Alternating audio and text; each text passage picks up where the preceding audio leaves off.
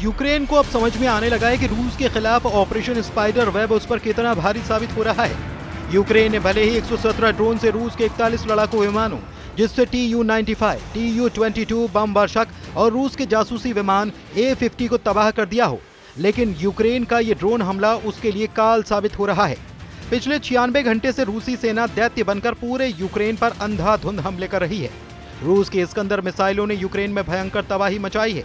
Iran से मिले Shahid drone ने कम से कम यूक्रेन के 12 शहरों को भून कर रख दिया है। सैन्य ठिकानों से लेकर आवासीय इलाकों तक रूस ने पूरी तरह से उन्हें भस्म कर दिया है। यूक्रेन के खार्किव पर अब तक का सबसे शक्तिशाली हमला रूस की तरफ से किया गया। रूस इस वक्त यूक्रेन सुरक्षा सेवा यानी कि SBU के ठिकानों को टारगेट करके हमले कर रहा है। इसने ही रूस के खिलाफ ऑपरेशन स्पाइडर वेब को अंजाम दिया था। इधर दूसरी तरफ 75 मिनट तक पुतिन से फोन पर बातचीत करने वाले राष्ट्रपति ट्रंप ने घबराकर यूक्रेन की मदद करने से साफ मना कर दिया है। इधर बेल्जियम की राजधानी ब्रुसेल्स में NATO मुख्यालय में हुई एक मीटिंग में ब्रिटेन, फ्रांस, जर्मनी ने ऐलान कर दिया है कि हम किसी भी कीमत पर यूक्रेन को जंग हारने नहीं देंगे। अकेले ब्रिटेन ने ही ऐलान किया है कि वो यूक्रेन को 1 लाख आत्मघाती ड्रोन देगा, जो रूस के हर शहर को तबाह कर देंगे। अब ऐसे खूनी युद्ध में रूस के हमलों में जो तेजी देखी जा रही है वो बेहद ही खौफनाक है। पुतिन ने साफ ऑर्डर दे दिए हैं कि परमाणु हथियारों को पूरी तरह से तैयार रखो। परमाणु हथियारों के बराबर तबाही मचाने वाली रूस की हाइपरसोनिक बैलिस्टिक मिसाइल ओरेशनिक को रूस ने हमला करने के लिए तैयार कर लिया है। अब यूक्रेन के ऑपरेशन स्पाइडर वेब के जवाब में ऐसा युद्ध शुरू हो चुका है जो या तो यूक्रेन का सर्वनाश कर देगा या फिर रूस को परमाणु युद्ध के लिए मजबूर कर डालेगा। और इन दोनों ही हालात में तीसरे विश्व युद्ध को अब रोक पाना लगभग असंभव नजर आ रहा है।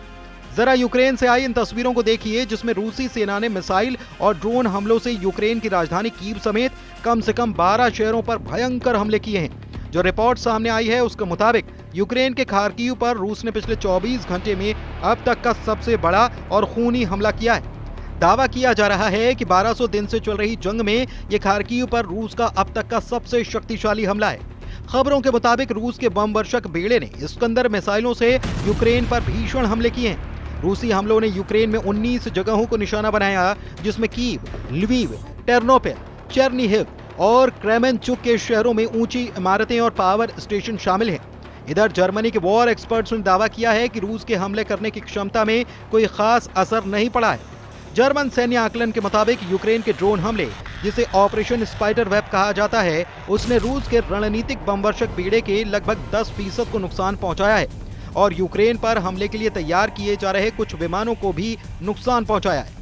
मेजर जनरल क्रिश्चियन प्राइटिंग ने एक YouTube पॉडकास्ट में बताया कि रूस के 1 दर्जन से ज्यादा लड़ाकू विमान क्षतिग्रस्त हो गए, जिनमें TU-95 और TU-22 रणनीतिक बमवर्षक और साथ ही A-50 जासूसी और निगरानी करने वाला विमान शामिल है।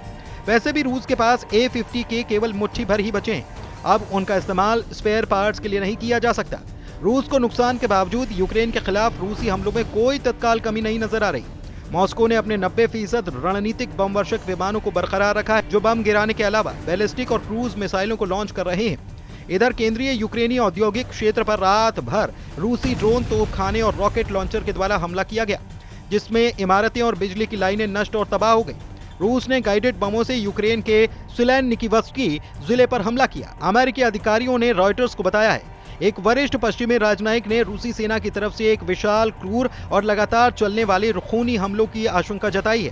कार्नेगी एंडोमेट फॉर इंटरनेशनल पीस में रूस के विशेषज्ञ माइकल कॉफमैन ने कहा है कि रूस यूक्रेन की SBU घरेलू सुरक्षा एजेंसी को दंडित करने की कोशिश कर सकता है, जिसने पिछले सप्ताह के आखिर में हमले की योजना बनाई थी। फिलहाल तो यूक्रेन इस वक्त रूसी हमलों से बुरी तरह से तबाह हो रहा है और ज़ेलेंस्की दुनिया भर से मदद मांग रहे हैं। अब आप जरा यूक्रेन के खार्किव की तस्वीरें देखिए, जिस पर रूस ने Iran drone, Shahid, Iskander missile और अपने लड़ाकू जेट सुखोई 35 से सीधे हमले किए हैं। रूस ने खार्किव पर किए हमलों में गाइडेड बमों का जमकर इस्तेमाल किया। 6 जून से अब तक रूस ने कीव समेत यूक्रेन के 19 इलाकों पर मिसाइलों और ड्रोन से भारी हमला किया। यह हमले केवल सैन्य प्रतिक्रिया नहीं बल्कि रूस के लिए अस्तित्व की लड़ाई बन चुका है। सिर्फ 3 घंटे में रूस ने यूक्रेन पर 407 ड्रोन और 45 मिसाइलें दाग दी, जिसमें यूक्रेन की राजधानी कीव में 3 लोगों की जान चली गई और दर्जनों घायल हो गए। यूक्रेनी सेना के मुताबिक रूस ने 1200 दिन से चले आ रहे युद्ध में पहली बार खार्किव पर अब तक का सबसे शक्तिशाली अटैक किया है। रूस ने खार्किव में एक ही रात में 206 ड्रोन, 2 बैलिस्टिक मिसाइलें और 7 दूसरी तरह की मिसाइलें दागी हैं। रूसी विमानों ने खार्किव को गाइडेड बमों से जमकर निशाना बनाया। रूस और यूक्रेन के बीच जारी युद्ध अब बेहद खतरनाक मोड़ पर आ गया है।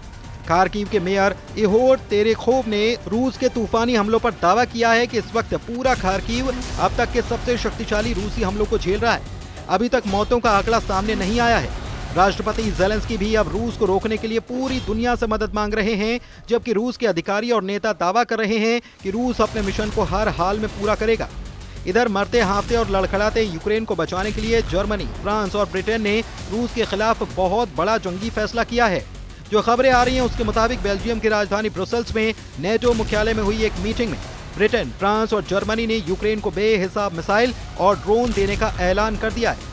पहले ब्रिटेन ने यूक्रेन को 10,000 ड्रोन देने की योजना बनाई थी, लेकिन उसे बढ़ाकर 10 गुना कर दिया गया।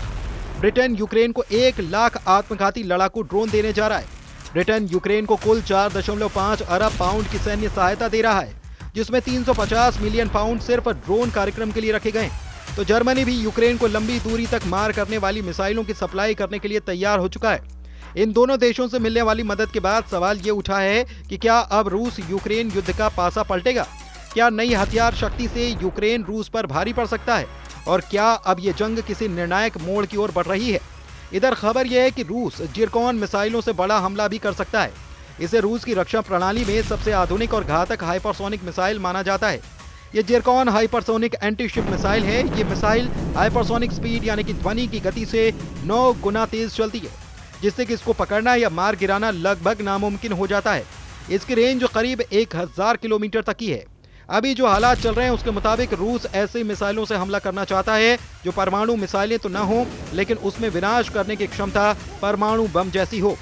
दावा तो यहाँ तक किया जा रहा है कि रूस अपनी ऑरिशनिक बैलिस्टिक मिसाइल से भी हमला करने जा रहा है, जिसके बारे में दावा किया जाता है कि ये 11 मैक यानी कि 12,300 किलोमीटर प्रति घंटे की रफ्तार से हमला करती है। इसने 15 मिनट में 1000 किलोमीटर की दूरी तय कर ली। ऑरिशनिक मिसाइल 6 वॉरहेड से लदी होती है, जिसमें प्रत्येक में 6 हथियार और विस्फोटक लदे होते हैं। रूस की ऑरिशनिक बैलिस्टिक मिसाइल के बारे में दावा किया जाता है कि इसका तापमान सूरज की सतह के बराबर पहुंच जाता है जब यह अपने लक्ष्य को तबाह करती है। तब ऐसे हालात में यूक्रेन पर अगर इन मिसाइल से अटैक हुआ तो दुनिया का कोई एयर डिफेंस सिस्टम यूक्रेन को बचा नहीं पाएगा। और ऐसे हालात में अगर रूस पर फिर से यूक्रेन ने कोई बड़ा हमला किया तो निश्चित है कि रूस परमाणु जंग के लिए मजबूर हो जाएगा।